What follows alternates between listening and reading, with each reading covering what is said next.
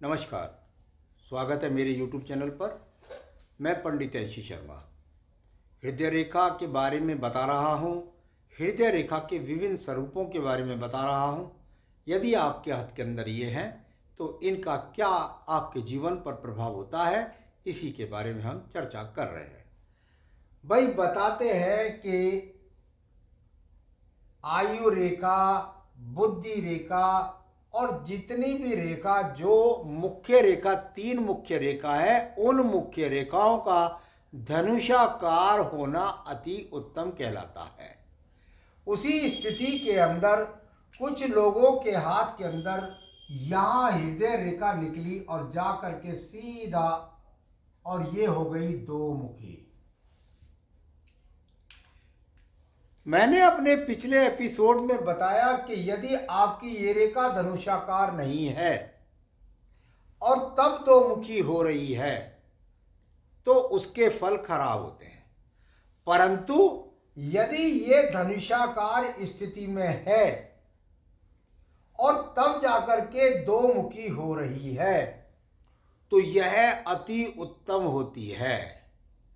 ऐसा व्यक्ति बृहस्पति के कारकों के साथ साथ, क्योंकि हृदय रेखा ही धनुषाकार में है, नियम को फॉलो कर रही है, तो बृहस्पति के जो कारक है उसमें व्यक्ति 2 गुनी एकदम उन्नति, प्रगति, तरक्की करता है। यानी अगर भक्ति करता है तो बहुत उच्च किस्म की, यदि भक्ति के बाद शिक्षा करता है तो उत्तम किस्म की, यदि इसके बाद माता पिता की पूजा करता है, बहुत अच्छा गणितज्ञ होता है, बहुत अच्छी भावनाएं करता है, पूजा पाठ करता है, बड़ा धर्मात्मा होता है, बड़ा दानी होता है, तो इसकी ये हृदय रेखा यदि इस प्रकार की है तो निश्चित समझ लीजिए कि आपके जीवन के अंतर्गत आपको भगवान ने वो दिल दिया है। मैं धन की बात नहीं कर रहा भाई, कुल धन के लिए तो भाग्य रेखा भी देखनी पड़ेगी, तो और चीज़ें भी है, बुद्ध पर्वत है, बृहस्पति पर्वत का इन्वॉल्वमेंट है, शुक्र पर्वत की प्रवृत्तियां है, तब जाकर के पूरा निचोड़ है। कुल मिलाकर इसके गुणों में किसी प्रकार की कमी नहीं है। जो कुछ भी है उसके अंदर ये व्यक्ति अपने मन से दूसरों के लिए समर्पित होता है। अब ऐसा नहीं है और आपको यहां दिखाई दे जाए कि भाई ये तो यहां तिगड़ी हो गई।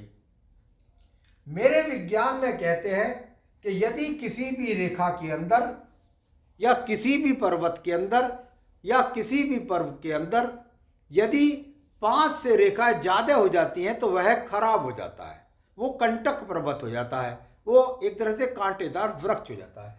परंतु ये त्रिगुणत है, यानी इसके अंदर 3 गुणी योग्यता है।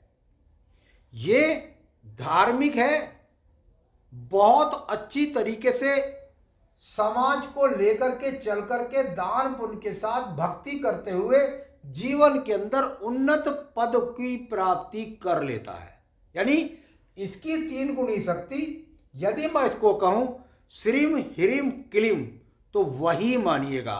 यानी ज्ञान भी है, धन भी है, तो इन दोनों को संभालने के बाद इसके पास क्लीम भी है, यानी इसके पास महाकाली भी है, महालक्ष्मी भी है, महासरस्वती भी है।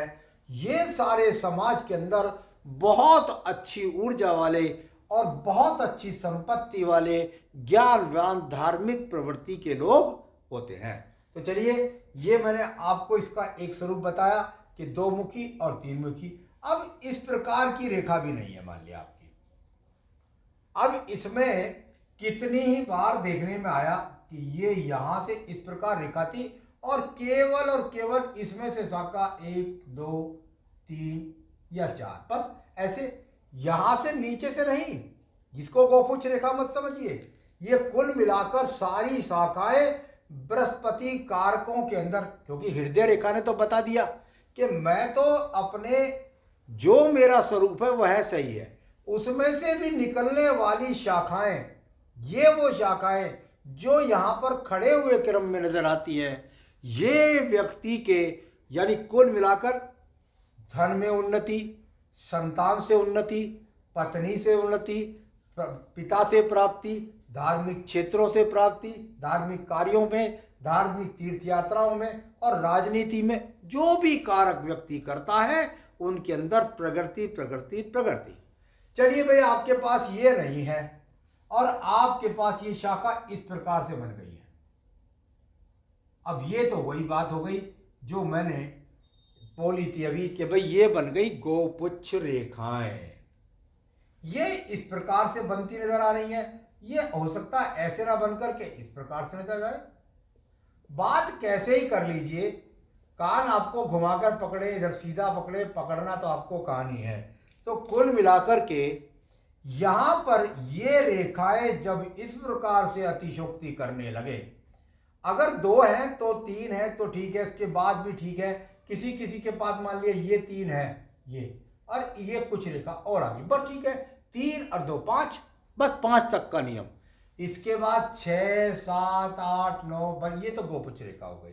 तो चलिए यहां पर ये कुल मिलाकर के जब मैं इसको बोलता हूं तो मैं ये कहता हूं कि ये अपने आप में अच्छा संकेत नहीं है, ये गोपुच्छ है।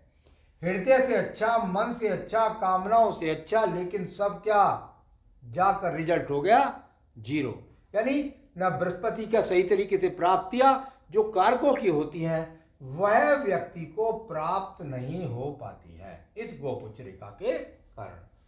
तो आज मैंने अब आपको बताया कि 2 मुखी रेखा अगर आपके त्रिभुज हो जाए, यहाँ पर 3 मुखी हो जाए या उस पर खड़ी रेखाएं हो जाए और अंत में गोपुच्छ रेखा हो जाए, इस प्रकार का स्वरूप यदि आपकी रेखाओं के अंदर है तो वह आपके लिए किस प्रकार से हानिकारक है। आगे भी अन्य एपिसोड्स के अंदर मैं आपको जानकारी देता रहूँगा। नमस्कार।